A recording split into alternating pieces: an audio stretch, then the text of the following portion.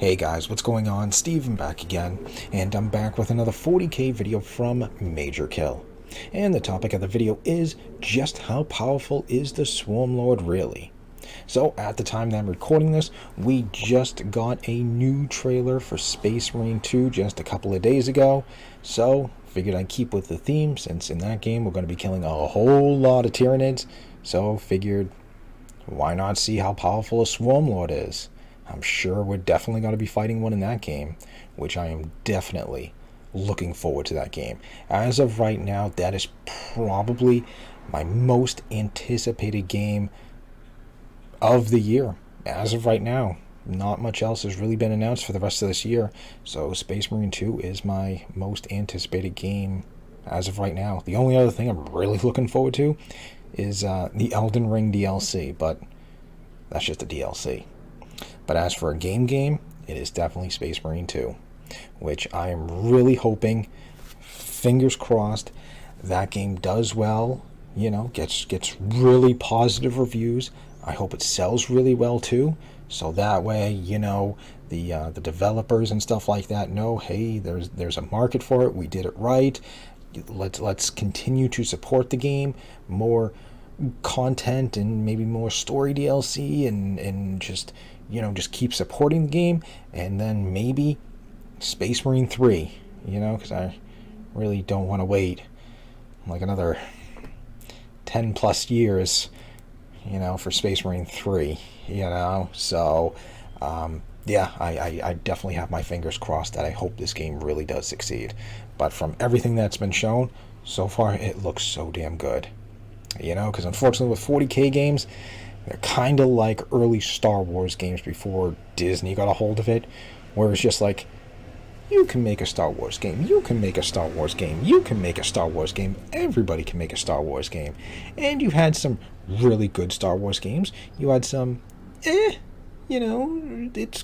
good, but it's not bad. And then you had some that were just like, ugh, kind of seems like 40k is kind of the same way. You got, some that are really good, some that are just like, all right, and then you just got some that are just like, ugh, like that's just terrible. So it would be nice to actually get more. I don't know, what would you say Space Marine 2 is, like a AAA?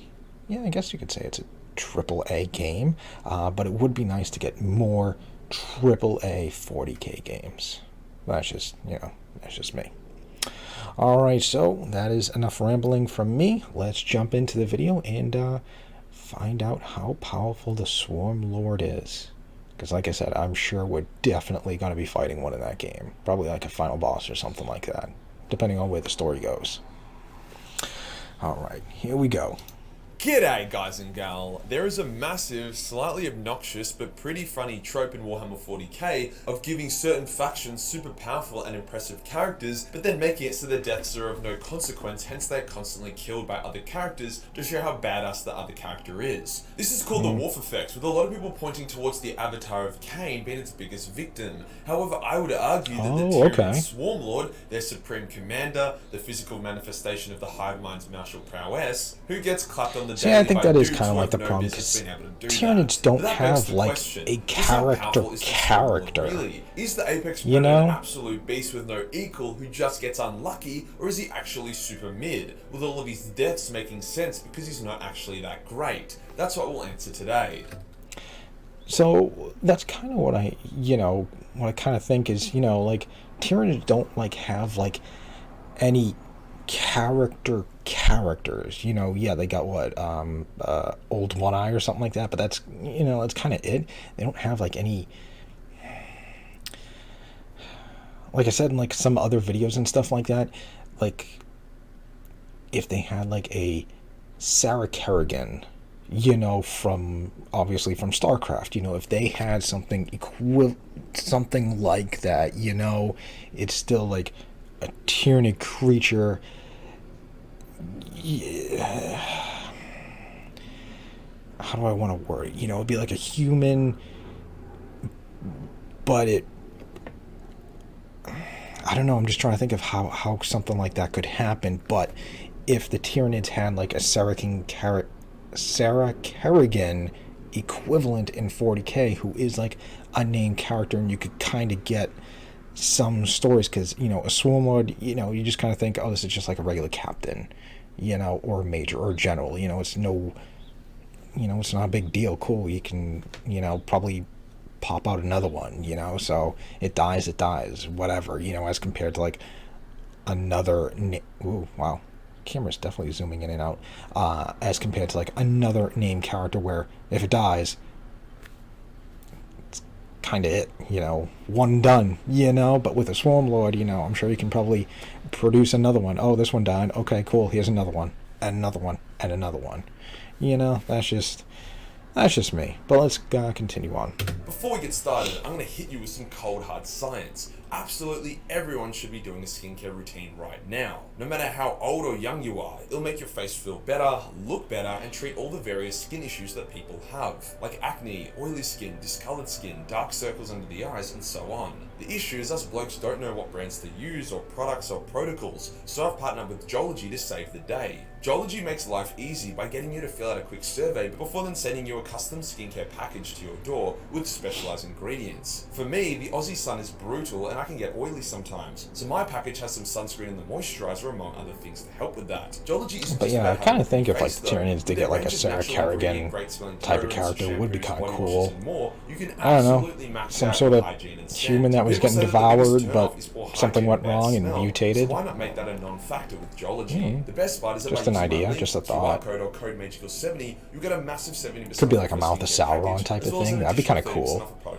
The mouth of the hive mind. That'd be pretty neat. Not gonna lie. Then you could hear what like the hive mind's thinking and saying. Durability, skill, and abilities before then looking over instances of it in the lore to determine just how powerful the Swarmlord is really. Let's get into it. The Swarmlord is considered to be the apex Tyranid form, all the hive mind's vicious malice and destructive force put into a single being. Now that doesn't mean it is the most physically powerful. The Biotitan, Norn-Emissary, or even Carnifexes have a beat there. The Norn-Emissary looks pretty cool, and so is the Biotitan. It is also an extremely powerful synapse unit, meaning if a Swarmlord is present on a planet, all NIDs on said planet will be fully cohesive due to the influence and direction of the hive mind. Right, it's the one in charge. Usually, it would require multiple massive bioforms or Norn Queens to achieve this, but the Swarmlord can do it by itself. Okay, really? Onto the physical strength. You need a few Norn Queens to do that? A Swarmlord is a supercharged upgrade of a Hive Tyrant. It stands a number of times taller than a Space Marine, which makes mental images of it dueling a Space Marine pretty retarded, since one of its swords appears to be longer than an Astartes, but alas, it actually does seem to duel Space Marines all the time, usually coming off second best. Now, I personally wasn't able to attend the 2023 Tyranid Power Meet, where the Swarmlord showed off his impressive squat, bench, and deadlift, so I don't have exact strength numbers for the big boy, but I'd put him up there with a greater demon sort of strength. Battering tanks aside, cutting through heavy armor with ease, picking up superhumans like they are dolls, and then ripping them apart. The only Space Marine where the Swarmlord wasn't able to cleanly overpower with raw strength was Marneus Calgar, but Calgar is literally fucked in the head with how overpowered and ridiculous he is, so I wouldn't take that too personally. How about his durability? To take him down, the Swarmlord needs to be hit really hard with the biggest thing you've got. Laser bolts ping off it, bolt shells create small but mostly harmless craters, and even significant wounds from plasma guns or power weapons don't really put it down. You need to hit it in the right spot with something serious. When it fought Dante, Dante killed it by shooting it in the head with his special modified volcano pistol, something not even a Primarch would be able to survive. So I wouldn't say that makes it delicate. That's a pretty powerful gun. Dante even struck off one of its arms and disabled it. Without skipping a beat, the Swarmlord simply cut off the useless limb so it wouldn't get in the way. It didn't even roar or grunt, which shows that it doesn't even feel pain. The Swarmlord isn't really able to bleed out. Like all Tyranids, a good hit will score you a spray of alien ichor,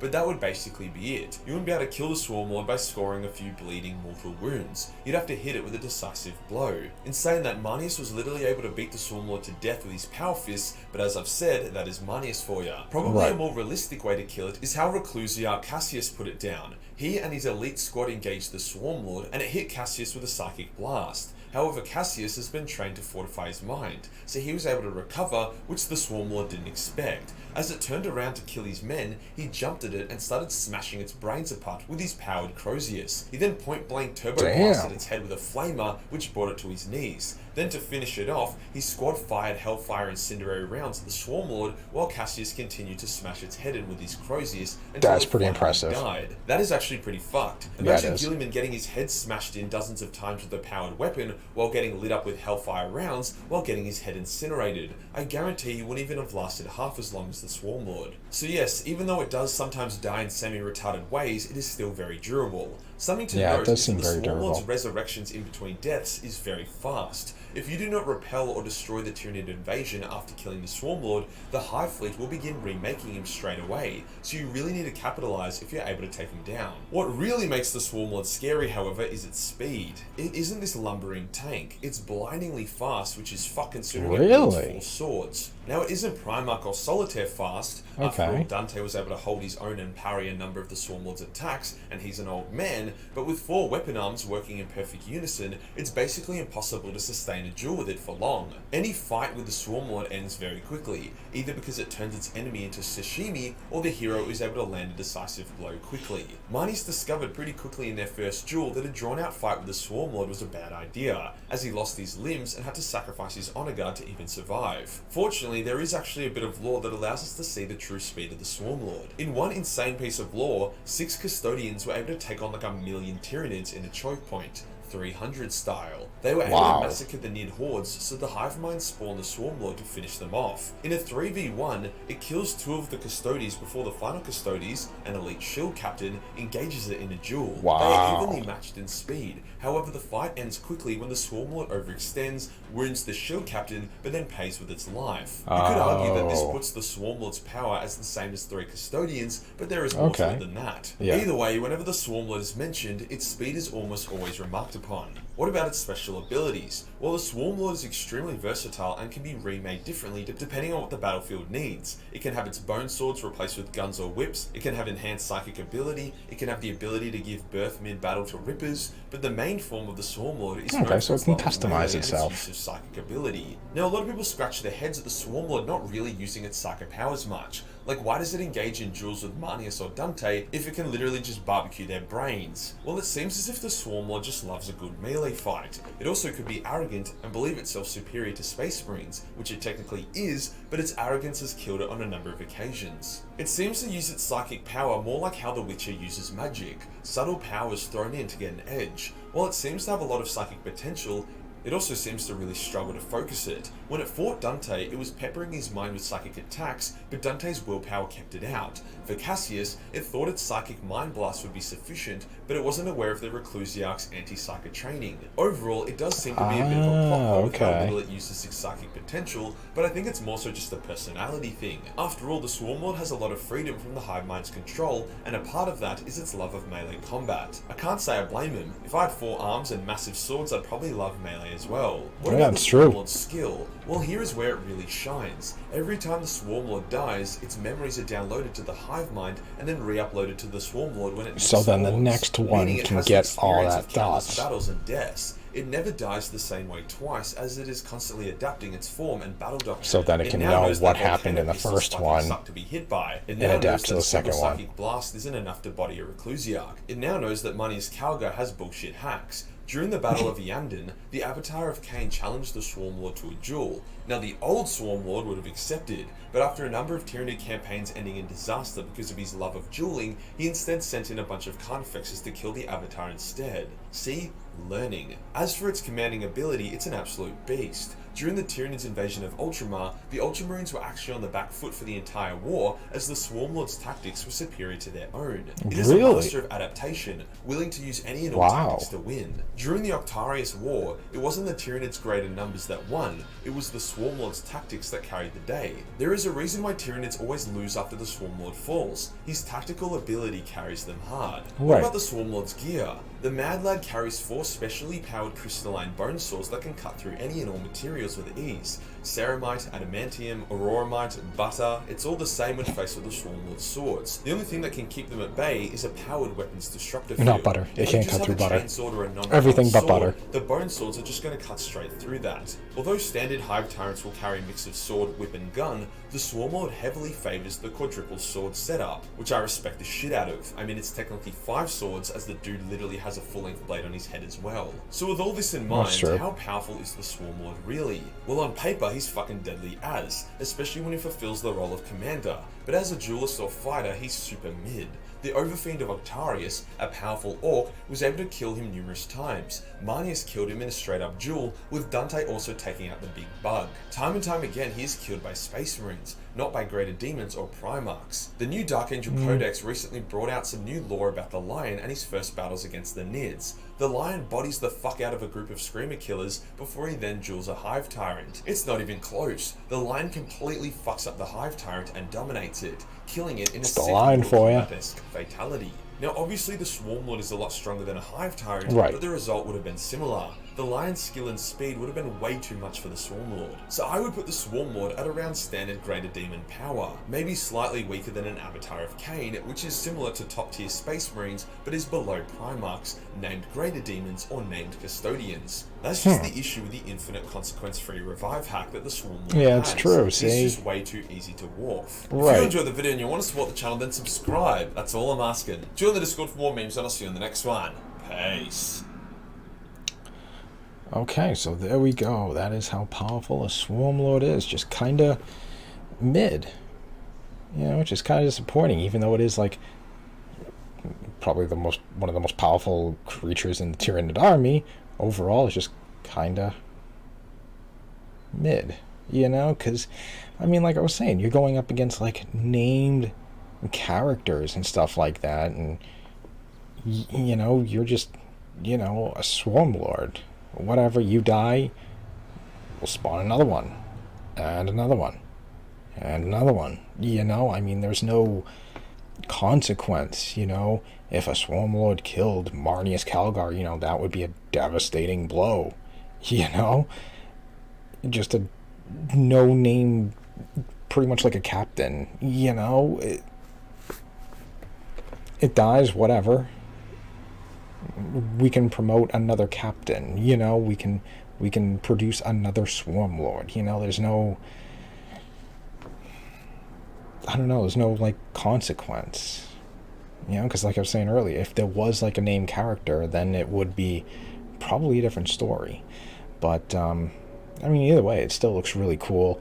I do like when it dies, you know, it's knowledge and stuff goes up to the hive mind and stuff like that, and then they can, you know, download it to the next one to be like, well, this is how the first one died, adjust your tactics and stuff.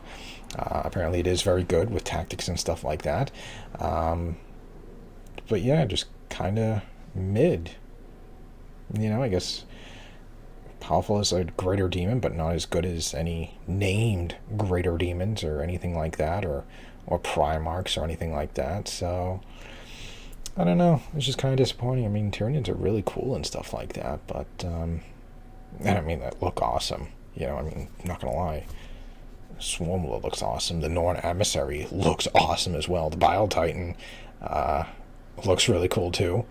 Fought a couple of those in Helldivers.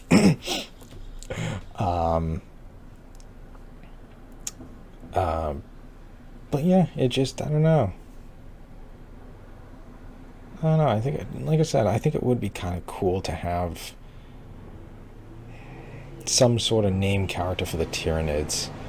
Even if it was, you know, a Sarah Kerrigan, or even like a Mouth of Sauron, Mouth of Hivemind, or something like that, who's just a presence who speaks for the Hivemind, you know. I don't know, then there'd be like something more, you know, because you can't really kill off a named character, and as easy as you can, just a non-named character, you know, because you can make another one. But that's just my thoughts. But either way, pretty sure we're going to be fighting some of these in Space Marine 2, so good to know. It should be a pretty easy fight, you know. Me and my little squad of Space Marines got this.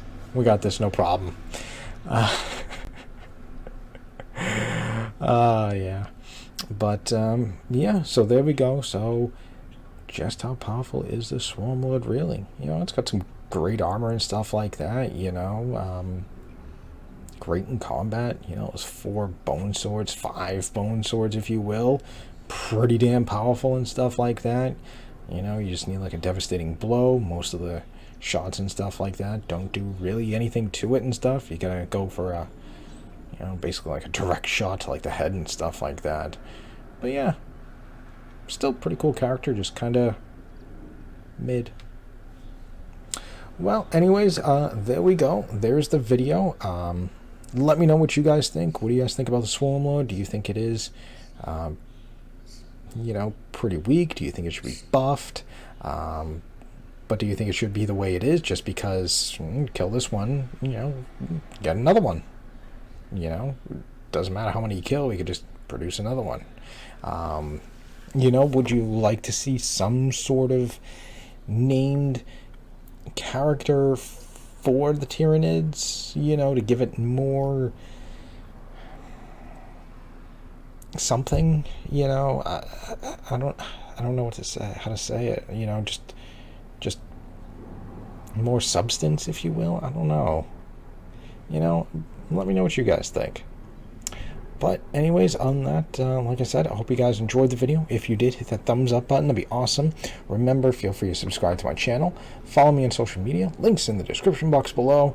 And other than that, you know, join me over on Discord. We can talk more 40k and stuff like that. Suggest videos for me to check out. Always looking for new 40k videos to check out. And, you know, we can just chat. So, other than that, just stick around. More videos are on the way. And I will see you guys next time.